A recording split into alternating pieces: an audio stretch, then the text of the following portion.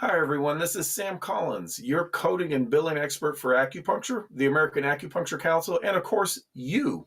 Let's make sure your claims are getting paid. And I don't care whether you're doing cash, insurance, or otherwise. We always want to make sure you're doing well. We have a vested interest in you.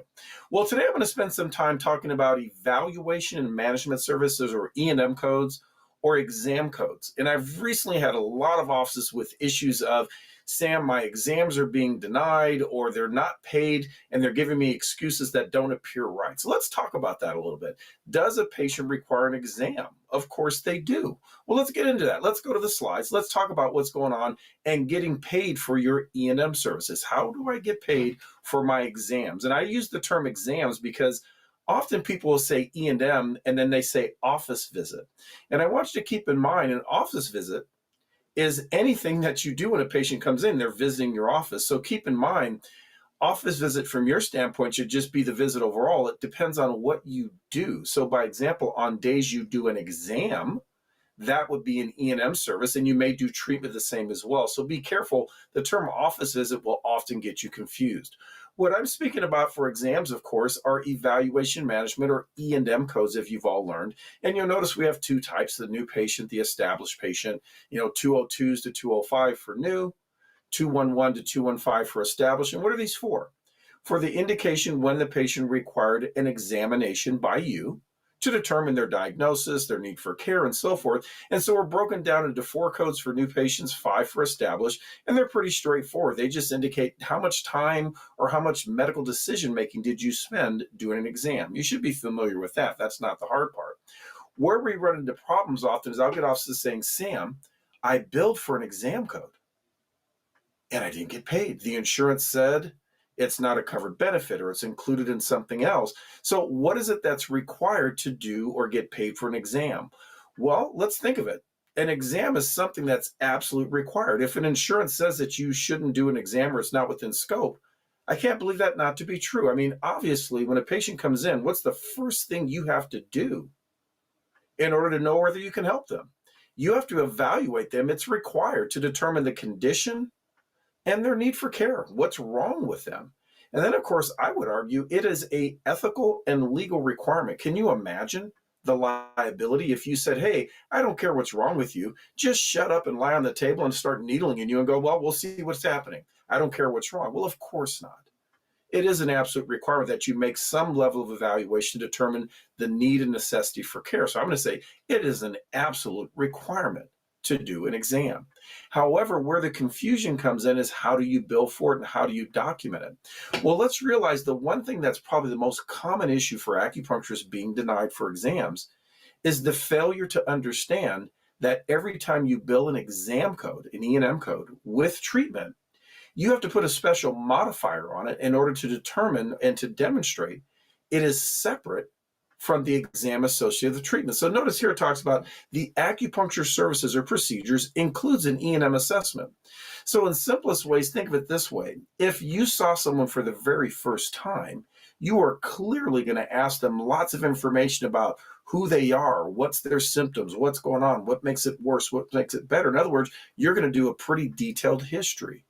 You're likely going to do some physical exam things. Maybe it's tongue and pulse, maybe palpation, range of motion, you name it, the many things that acupuncturists might provide. And then based on that, you're going to determine a diagnosis and then begin some treatment. Well, those things actually are somewhat included in the acupuncture service, but here's where we have to be unique. Realize the acupuncture service does include a small exam.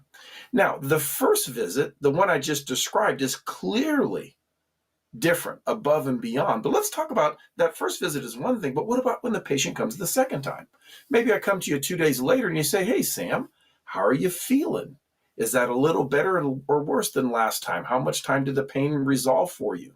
In other words, you're going to do a little short exam that includes a little history, maybe some findings such as, tongue and pulse again, and then begin treatment. So there's what we call a pre, intra, and post-service evaluation associated with treatment. So here is the number one reason most acupuncturists are denied for exams.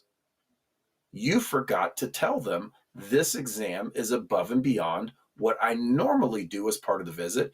It's a true examination, and we have to put modifier 25. So if you've been denied for an exam and you're not familiar with 25, that's probably the number one reason. That modifier is necessary to indicate to the carrier that this examination was separate and distinct and therefore payable. No modifier, no money. Now, why is that? Because you'll see here, there is a pre-service associated with treatment. When they come in the second time, you're going to do a little review of their record, a little record review face-to-face time with them. Do some evaluation things, get them set up for care, perform the care, and even after the care, you're going to evaluate, hey, how are they doing? Give them some recommendations for at home.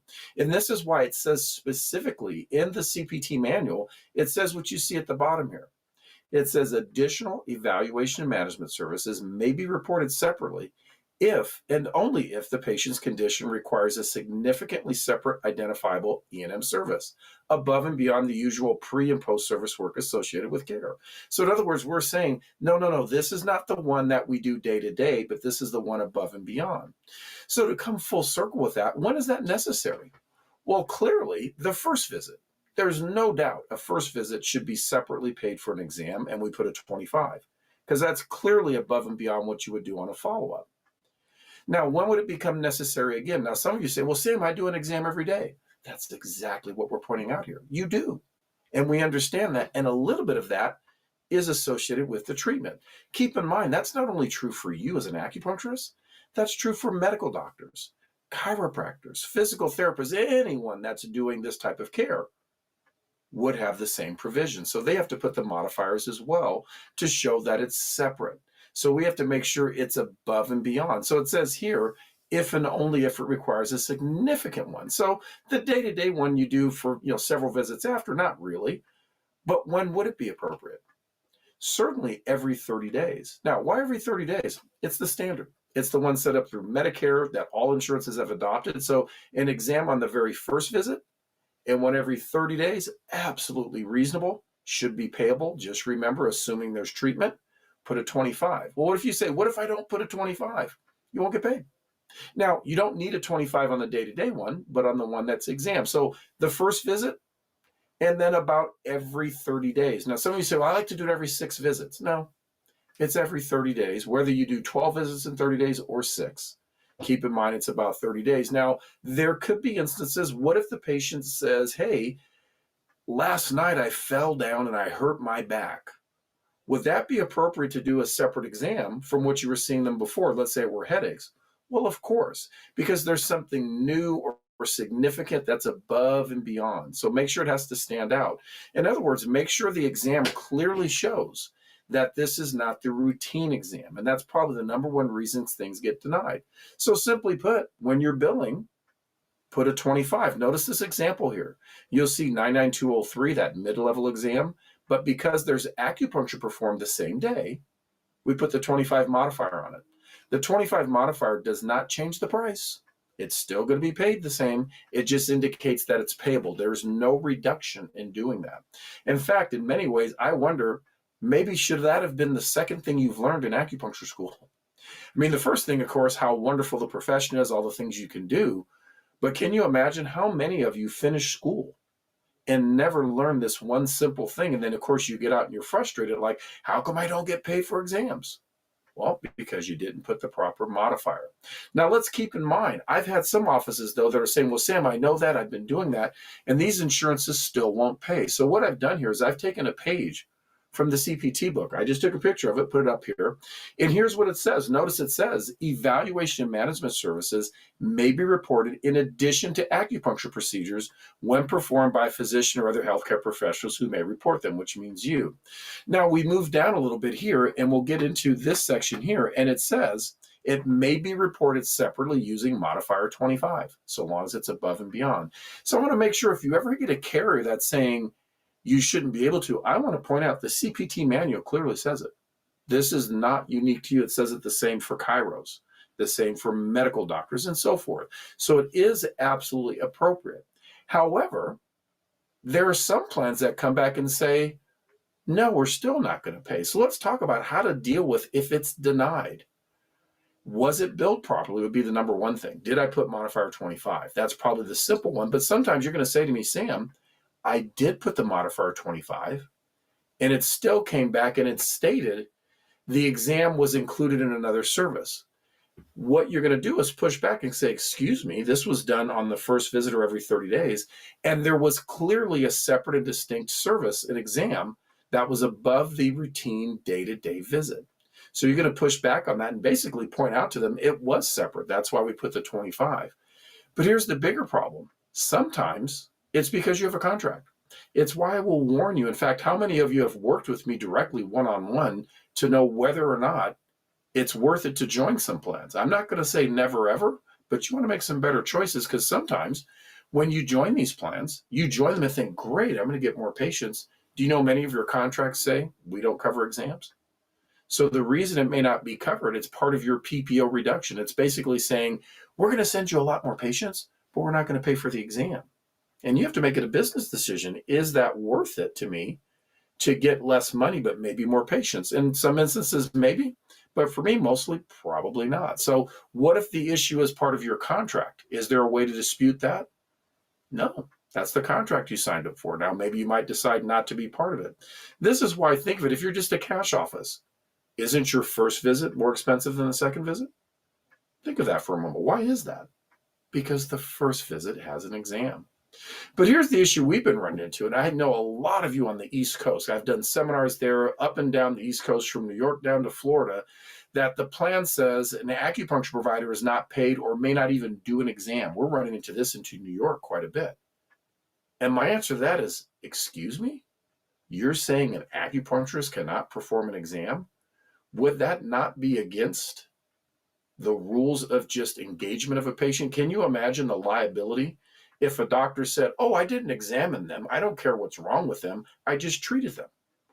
Well, how could you treat someone without evaluating what is wrong and knowing what to do? So there's a lot of pushback on that. If that's what you're running into, please get part of your state association. Join us in fighting to say, excuse me, of course it is part of your scope. In fact, what I'll tell you is, look at your scope of practice. Does your scope of practice indicate an evaluation?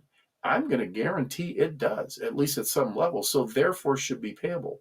So be careful. I think what's happening is some payers are finding, hey, acupuncturists will just go away if we tell them no. We'll just pay for treatment. We don't want to pay for an exam. My goodness, no. If you're doing an exam, it's necessary. Of course that's payable. Why? It takes time. It takes effort to do it. So make sure that you're always pushing back. However, please be sure, if you are billing for an exam, and I don't care whether it's cash or insurance, by the way, is there clearly more information and more details that would show this visit had a distinctive exam? Keep in mind, if you're billing for an exam, there needs to be an exam above and beyond, just kind of like acupuncture. And we'll talk more about this coming up in the first of the year, but how are you documenting it? How to make sure you're avoiding anyone coming back saying the services weren't properly described.